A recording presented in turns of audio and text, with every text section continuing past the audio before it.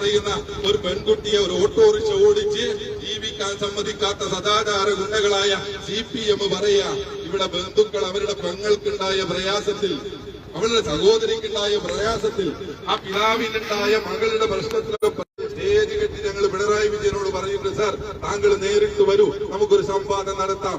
എന്താണ് വർഗീയത, എന്താണ് തീവ്രവാദം, എന്താണ് താലിബാനിസം, അങ്ങൊന്ന് പറ, നിങ്ങളെ മുന്നിൽ ഞങ്ങൾ വന്നിരിക്കാം, ഒരു പരസ്യ സംവാദത്തിന് താങ്കൾ വാ എന്ന് പറഞ്ഞു. അതുകൊണ്ട് CPM-കാരൻ ഒന്ന് പറയണം, എന്താ നിങ്ങൾ ഉദ്ദേശിക്കുന്ന താലിബാനിസം ഷുക്കൂർ മോഡലാണോ, ഇനി അതല്ല നാദാപുരം തൂണേരി മോഡലാണോ, അതല്ല DP ചന്ദ്രശേഖരൻ മോഡലാണോ, ഏത് മോഡലാണ് താലിബാനിസം എന്ന് CPM-ന് ആഴത്തമുണ്ടെങ്കിൽ, ആഴത്തമുള്ള നട്ടലുള്ള നേതാക്കന്മാരുണ്ടെങ്കിൽ ഒന്ന് വിശദീകരിക്കും, ബാക്കി ഞങ്ങൾ പറയാം. അതുകൊണ്ട് ദീർഘിപ്പിച്ച് സംസാരിക്കുന്നില്ല.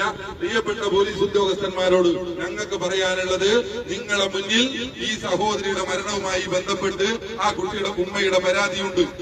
അവിടെ ഒരു ആൺ സുഹൃത്തുണ്ട് എന്നുള്ളത് യാഥാർത്ഥ്യമാണ്. ആ ആൺ സുഹൃത്തിനെ കുറിച്ചും നിങ്ങൾ ഈ എല്ലാ സംഭവങ്ങളെ കുറിച്ചും വിശദമായ അന്വേഷണം നടത്തണം. ഞങ്ങൾക്ക് ഞങ്ങളെ പ്രവർത്തകരാ നിങ്ങൾ അന്വേഷിക്കാതെ വിടണം എന്നല്ല പറയുന്നത്. ഈ വിഷയവുമായി ബന്ധപ്പെട്ട് സുതാര്യമായ അന്വേഷണം നടത്തി കൃത്യമായി കുറ്റക്കാർക്കെതിരെ ശിക്ഷ നടപ്പാക്കണം. ഈ പറഞ്ഞ ആൺ സുഹൃത്തിന്റെ നാട്ടുകാർ പറയുന്നു, അവന്റെ ഭാര്യയുണ്ട് ഗർഭിണി, ആ ഭാര്യ ഇതിനു മുമ്പേ ആത്മഹത്യാക്കുറിപ്പ് എഴുതിയിട്ടുണ്ട്. ഇവൻ ഇത് തന്നെയാണ് തൊഴിൽ, സ്ത്രീകളെ വശീകരിക്കുക, വഞ്ചിക്കുക, ഇത് തന്നെയാണ് അവന് തൊഴിലെന്ന് അവന്റെ കുടുംബക്കാർ പറയുന്നു. ആ ഭാഗം ഒന്ന് അന്വേഷിക്കണമെന്ന് മാത്രമേ അന്വേഷണ ഉദ്യോഗസ്ഥനോട് താഴ്മയോടെ ഞങ്ങൾ അപേക്ഷിക്കുന്നത്. ഞങ്ങൾ പോലീസുകാരെ അംഗീകരിക്കുന്നവരാ, ഞങ്ങൾ രാജ്യത്തെ നിയമം അംഗീകരിക്കുന്നതാ, അതിനപ്പുറത്തേക്ക് ഇന്ന് വരെ ഞങ്ങൾ കടന്നുപോയിട്ടില്ല. പക്ഷെ ഞങ്ങളെ മുന്നിൽ വരുന്ന പ്രതിസന്ധി ഏതറ്റം വരെ ഇവിടെ സെക്രട്ടറി പറഞ്ഞതുപോലെ നിയമപരമായ ജനാധിപത്യപരമായ പോരാട്ടങ്ങളിലൂടെ കൃത്യമായി ഞങ്ങൾ നീതി നേടിവാങ്ങും. അതിനെ ഞങ്ങൾ നേതാക്കന്മാർ ജയിലിൽ പോയി കിടക്കുന്നത്. ചെറിയ കോംപ്രമൈസിന് ഞങ്ങൾ ഇരുന്നാൽ തിഹാർ ജയിലിന്റെ എല്ലാ വാതിലുകളും തുറക്കപ്പെടും. ഞങ്ങൾക്കറിയാം, ഒരുപാട് രോഗങ്ങളുള്ള, ഒരുപാട് പ്രയാസങ്ങളുള്ള എന്റെ വയോധികനായ ഞങ്ങളുടെ മുൻ അധ്യക്ഷൻ ഈ അബൂബക്കർ സാഹിബ് പോലും ഇപ്പോഴും ജയിലിൽ കിടക്കുന്നത് ഇതിന്റെ പേരില. ഞങ്ങൾ ഇന്നത്തെ ദേശീയ പ്രസിഡന്റും ജയിലിൽ കിടക്കുന്നത് ഞങ്ങൾ കോംപ്രമൈസിന് നിൽക്കാത്തത് കൊണ്ടാണ്. സാമ്പ്രദായിക രാഷ്ട്രീയ പ്രസ്ഥാനങ്ങള് കോംപ്രമൈസ് രാഷ്ട്രീയം കാണിക്കുമ്പോ നീതിയിലധിഷ്ഠിതമായ രാഷ്ട്രീയം, ന്യായത്തിന്റെ രാഷ്ട്രീയം, നീതിയുടെ രാഷ്ട്രീയം ഞങ്ങൾ പറയുന്നതാണ് ഇവരെയൊക്കെ ചൊടിപ്പിക്കുന്നത്. അതുകൊണ്ട് ഈ പ്രദേശത്ത് നല്ലവരായ ജനാധിപത്യ സമൂഹത്തോട് ഞങ്ങൾക്ക് അഭ്യർത്ഥിക്കുവാനുള്ളത്, നിങ്ങൾ ചോദിക്കണം, ഈ നാട്ടിലും അതുപോലെ തന്നെ മറ്റു പ്രദേശങ്ങളിലും ഈ തരത്തിലുള്ള പ്രചരണങ്ങൾ നടത്തുമ്പോ എന്താ നിങ്ങൾ പറയുന്ന താലിബാനിസം? ഞങ്ങൾ എന്നും ചോദിക്കുന്ന ചോദ്യമായി ഏത് പരിപാടികളിലും ഞങ്ങൾ ഈ രാജ്യത്തെ സമൂഹത്തോട് ചെയ്ത, ജനതയോട് ചെയ്ത ഒരു തെറ്റെങ്കിലും CPM-കാരൻ അത് തെറ്റെന്ന് പറയൂ. ഇന്ന തെറ്റ് നിങ്ങൾ ചെയ്തു, തിരുത്താൻ ഞങ്ങൾ തയ്യാറാ. തെറ്റാണെങ്കിൽ ഞങ്ങൾക്ക് ശരിയെന്ന് ബോധ്യമുള്ള ഒരു സംഗതിയില് CPM അല്ല, RSS അല്ല, ഏത് മറ്റെവിടത്തവും വന്നാലും തിരുത്താൻ ഞങ്ങൾ തയ്യാറല്ല. അതുകൊണ്ട് വീണ്ടും ഞങ്ങൾ CPM-നെ ഓർമ്മിപ്പിക്കുന്നു, ഞങ്ങൾ ഈ രാജ്യത്ത് പറവിയെടുത്തത് ഈ രാജ്യത്ത് സംഘപരിവാര ഫാസിസത്തിന്റെ അക്രമ രാഷ്ട്രീയത്തിനെതിരെ കൂടെ പറയാനാണ്. ഞങ്ങൾ എല്ലായിടങ്ങളിലും പറയാറുണ്ട്, CPM-ഉം കോൺഗ്രസും ലീഗും ഒന്നും ഞങ്ങളുടെ രാഷ്ട്രീയ ശത്രുക്കളല്ല. രാഷ്ട്രീയപരമായ വിയോജിപ്പുകളുണ്ട്. രാഷ്ട്രീയ ശത്രു പട്ടികയിൽ ഞങ്ങൾ എഴുതി ചേർത്തത് ഈ രാജ്യത്ത് RSS-നെ മാത്രമാണ്. ആ RSS-നെ എതിർക്കുന്നതിന്റെ പേരിൽ ഞങ്ങൾക്കെതിരെ വരുന്ന റെയ്ഡുകളും, ഞങ്ങൾക്കെതിരെ വരുന്ന ജയിലുകളും, ഞങ്ങൾക്കെതിരെ വരുന്ന കേസുകളും ഞങ്ങൾ കാര്യമായി കാണുന്നില്ല. പക്ഷേ നിസ്സാരമായ ഒരു നാട്ടിലെ രാഷ്ട്രീയ മുതലെടുപ്പിന് വേണ്ടി ഈ തരത്തിലുള്ള പ്രചരണങ്ങൾ നടത്തരുത്. അതിൽ നിന്ന് CPM പിന്തിരിയണം. അതുപോലെ തന്നെ ശ്രീമതി അങ്ങ് അഖിലേന്ത്യാ തലത്തിൽ സ്ത്രീകളെ സംഘടിപ്പിക്കാൻ പോവുക. ഈ വിഷയം മാധ്യമങ്ങളിലൂടെ കഴിഞ്ഞ ദിവസങ്ങളിൽ കൃത്യമായി ബോധ്യപ്പെട്ടല്ലോ. ആ ചെറുപ്പക്കാരന് മർദ്ദനമേറ്റിട്ടില്ല, മറ്റു പ്രശ്നങ്ങളില്ല. അത് മനസ്സിലാക്കിയ ശ്രീമതി അത് തിരുത്താൻ തയ്യാറാവണം. ഈ ചെറുപ്പക്കാർക്കെതിരെ കേസെടുത്ത് ജയിലിലടച്ച പോലീസ് ഉദ്യോഗസ്ഥന്മാർ കൃത്യമായി അന്വേഷണം നടത്തി നിരപരാധികളായ ഞങ്ങളെ പ്രവർത്തകരെ വിട്ടയക്കാനുള്ള നടപടി സ്വീകരിക്കണം. ഈ പറയുന്ന ആൾ സുഹൃത്തിനെതിരെ കൃത്യമായ അന്വേഷണം നടത്തണം.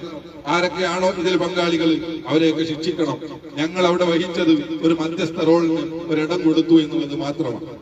ആ സഹോദരിയുടെ സഹോദരന്മാർ, കുടുംബക്കാർ, ബന്ധുക്കൾ SDPI-ക്കാരായി പോയി എന്നുള്ളത് കൊണ്ട് അവരുടെ സഹോദരിയുടെ നീതിക്ക് വേണ്ടി അവർക്ക് ഒരു മധ്യസ്ഥ വേദി ഉണ്ടാക്കാൻ പാടില്ല. അങ്ങനെയുണ്ടോ?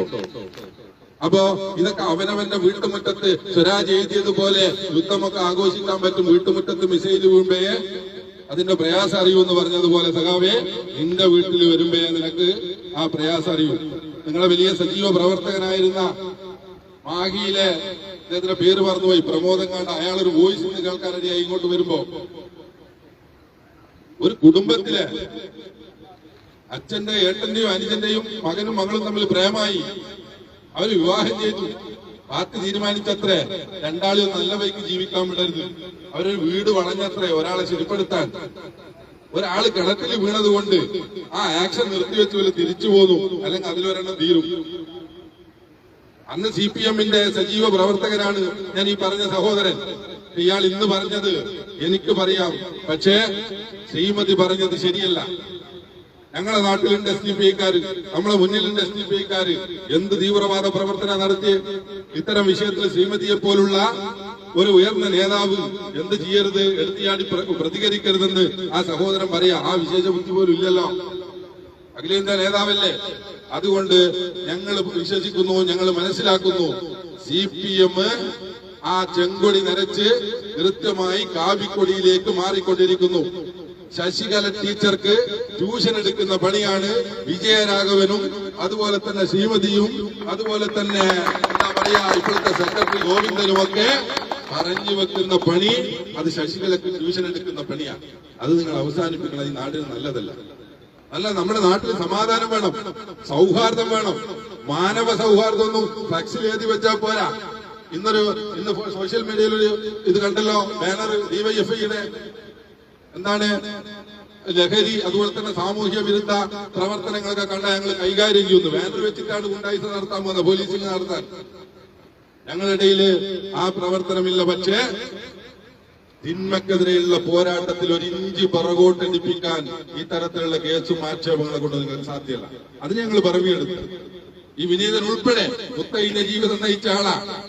ഈ പ്രസ്ഥാനത്തിന്റെ മെമ്പർഷിപ്പ് കിട്ടിയപ്പോഴാ എന്റെ പ്രിയപ്പെട്ട പോലീസ് സുഹൃത്തുക്കൾക്ക് വേണമെങ്കിൽ കൊളവള്ളൂർ സ്റ്റേഷനിലെ പഴയ പോലീസുകാരോട് ചോദിച്ചാൽ കാര്യങ്ങൾ മനസ്സിലാവും. മര്യാദയിലോ ജീവിതം പഠിപ്പിച്ചു തന്ന പ്രസ്ഥാനമായതുകൊണ്ടാണ് പറഞ്ഞത്, നിങ്ങൾ വെടിവെച്ച് കൊല്ലാൻ തീരുമാനിച്ചാലും ഞങ്ങൾ ഒച്ചത്തിൽ ഗുലാബ് വിളിക്കും,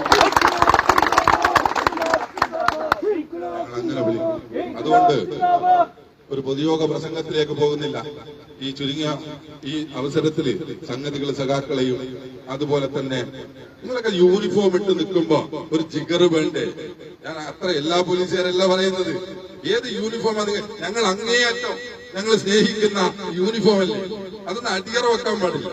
നമ്മൾ ചെയ്യേണ്ടത് നിങ്ങളുടെ ഉത്തരവാദിത്വം. നിങ്ങൾ ഞങ്ങൾക്ക് സംരക്ഷണം തരുമെന്ന പൂർണ്ണ വിശ്വാസത്തോടു കൂടി കിടന്നുറങ്ങുന്നവരല്ലേ ഞങ്ങള്.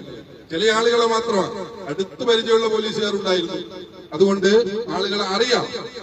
അതുകൊണ്ട് പറയാ, പോലീസ് നീതിപൂർവമായി ഇടപെടണം, എല്ലാവർക്കും തുല്യ നീതി വരണം. അപ്പൊ നമ്മുടെ നാട്ടിൽ പ്രശ്നങ്ങൾ ഉണ്ടാവില്ല, പ്രയാസങ്ങൾ ഉണ്ടാവില്ല. CPM-നെ പോലെ വർഗീയത വരുത്തുന്ന ആളുകളെ തിരിച്ചറിയാൻ സാധിക്കണം. അതുകൊണ്ട് ഞാൻ അവസാനിപ്പിക്കുന്നു. വീണ്ടും ഞങ്ങൾ ആവശ്യപ്പെടുന്നു, നിരപരാധികളായ ഞങ്ങളുടെ പ്രവർത്തകരെ വിട്ടയക്കണം. ഈ പറയുന്ന ആൺ സുഹൃത്തിന്റെ എല്ലാ വശങ്ങളും അദ്ദേഹത്തിന്റെ മൊബൈലും അതുപോലെ തന്നെ എല്ലാ കാര്യങ്ങളും പരിശോധിച്ചാൽ ഈ പാവ സ്ത്രീയുടെ നഗ്ന ചിത്രങ്ങളും വീഡിയോസ് വരെ ഈ കശ്മളിന്റെ കയ്യിലുണ്ടെന്നാ പറയുന്നത്. അത് വെച്ച് ബ്ലാക്ക്മെയിൽ ചെയ്യുകയായിരുന്നു. പോലീസ് എന്താ പറയുന്നത്? ആ വശമൊന്ന് അന്വേഷിച്ചൂടാ. ആത്മഹത്യാക്കുറിപ്പിൽ പേരുണ്ട്. ഞാൻ ഒരു സൂചന മാത്രം ചോദിക്കട്ടെ. ഇത്രമാത്രം ബ്ലാക്ക്മെയിൽ ചെയ്ത ഈ ഒരു ചെറുപ്പക്കാരന് നീ ഒരു കുറിപ്പ് എഴുതി വെക്ക്, നമുക്കൊന്ന് മരിക്കാം. ആളുകൾ അറിഞ്ഞു, ഞാൻ ഇവിടെ കെട്ടിത്തൂങ്ങാം, നീ അവിടെ കെട്ടിത്തൂങ്ങ് എന്ന് പറഞ്ഞിട്ട് ഇതുപോലൊരു ചതി ഈ നികൃഷ്ടജീവി നടത്തില്ല എന്ന് നമ്മൾ എങ്ങനെ ചിന്തിക്കും?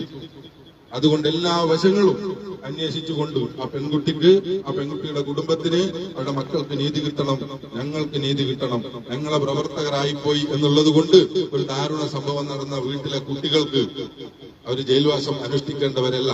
അതുകൊണ്ട് ഞങ്ങൾ പറയുന്നു, വെല്ലുവിളികൾ ഞങ്ങൾ പറയാറില്ല, താക്കീതുകൾ ഞങ്ങൾ നടത്തുന്നില്ല.